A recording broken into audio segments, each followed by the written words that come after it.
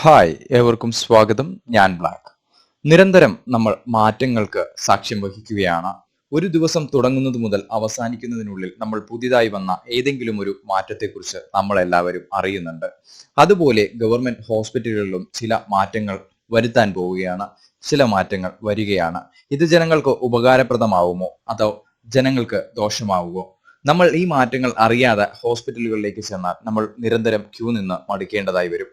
So എന്താണ് ഈ പുതിയ മാറ്റങ്ങളെന്നും ഈ മാറ്റങ്ങൾ കൊണ്ട് നമുക്ക് ഗുണമുണ്ടോ എന്നുള്ള കാര്യങ്ങളും നമുക്ക് ഈ വീഡിയോയിലൂടെ മനസ്സിലാക്കാം. ചാനൽ ആദ്യമായി കാണുന്നവർ ചാനൽ ഒന്ന് സബ്സ്ക്രൈബ് ചെയ്യാനും കൂടെയുള്ള ബെൽ ബട്ടൺ എനബിൾ ചെയ്യാനും മറക്കാതിരിക്കുക. ബെൽ ബട്ടൺ എനബിൾ ചെയ്യുന്നതിലൂടെ ചാനലിൽ അപ്ലോഡ് ചെയ്യുന്ന വീഡിയോ യഥാസമയം നിങ്ങളിലേക്ക് എത്തിച്ചേരുന്നതാണ്. നമുക്ക് വീഡിയോയിലേക്ക് കടക്കാം. സംസ്ഥാനത്തെ 752 ആരോഗ്യ സ്ഥാപനങ്ങളിൽ ഇ ഹെൽത്ത് സംവിധാനം സജ്ജമായതായി ആരോഗ്യവകുപ്പ് മന്ത്രി വീണ ജോർജ്. മെഡിക്കൽ കോളേജുകളിലെ 18 സ്ഥാപനങ്ങൾ കൂടാതെ 30 ജില്ലാ ജനറൽ ആശുപത്രികൾ, 88 താലൂക്ക് ആശുപത്രികൾ, 42 സാമൂഹ്യ ആരോഗ്യ കേന്ദ്രങ്ങൾ, 501 കുടുംബാരോഗ്യ കേന്ദ്രങ്ങൾ, 50 നഗര കുടുംബാരോഗ്യ കേന്ദ്രങ്ങൾ, 14 സ്പെഷ്യാലിറ്റി ആശുപത്രികൾ, 3 പബ്ലിക് ഹെൽത്ത് ലാബുകൾ, 3 മറ്റ് ആരോഗ്യ കേന്ദ്രങ്ങൾ എന്നിവിടങ്ങളിലാണ് ഇ ഹെൽത്ത് നടപ്പിലാക്കിയത്. മുഴുവൻ ആശുപത്രികളും ഇ ഹെൽത്ത് സംവിധാനം നടപ്പിലാക്കുകയാണ് ലക്ഷ്യം. ഡിജിറ്റലായി പണമടയ്ക്കാനുള്ള സംവിധാനം, ഓൺലൈനായി OP ticket, ME health app, scan and book സംവിധാനങ്ങൾ എന്നിവ അടുത്തിടെ സജ്ജമായതായും മന്ത്രി വ്യക്തമാക്കി.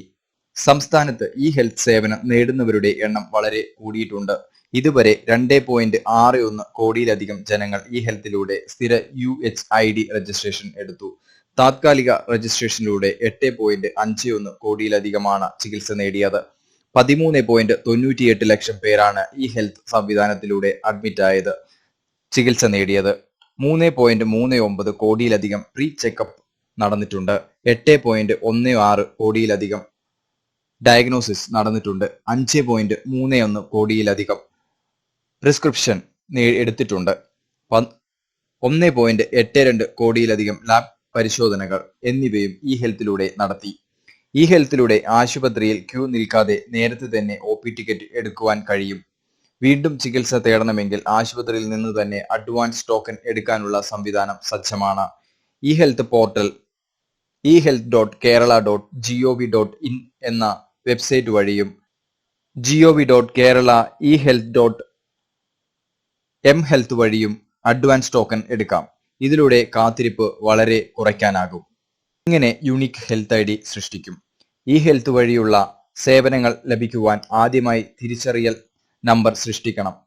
അതിനായി ehealth.kerala.gov.in എന്ന പോർട്ടലിൽ കയറി രജിസ്റ്റർ ലിങ്ക് ക്ലിക്ക് ചെയ്യണം. അതിൽ ആധാർ നമ്പർ നൽകുക. തുടർന്ന് ആധാർ രജിസ്റ്റർ ചെയ്ത നമ്പറിൽ OTP വരും. ഈ OTP നൽകുമ്പോൾ ഓൺലൈൻ വ്യക്തിഗത ആരോഗ്യ തിരിച്ചറിയൽ നമ്പർ ലഭിക്കും. ഇത് പോർട്ടൽ വഴി ഡൗൺലോഡ് ചെയ്യാനാവുന്നതാണ്.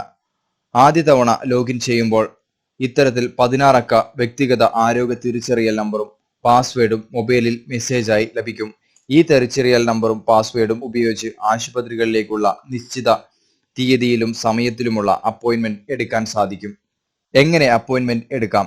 ഒരു വ്യക്തിക്ക് ലഭിച്ച തിരിച്ചറിയൽ നമ്പറും പാസ്വേഡും ഉപയോഗിച്ച് പോർട്ടലിൽ ലോഗിൻ ചെയ്ത ശേഷം ന്യൂ അപ്പോയിന്റ്മെന്റ് ക്ലിക്ക് ചെയ്യുക. റഫറൽ ആണെങ്കിൽ ആ വിവരം രേഖപ്പെടുത്തിയ ശേഷം ആശുപത്രിയിൽ വിവരങ്ങളും ഡിപ്പാർട്ട്മെന്റും തിരഞ്ഞെടുക്കുക.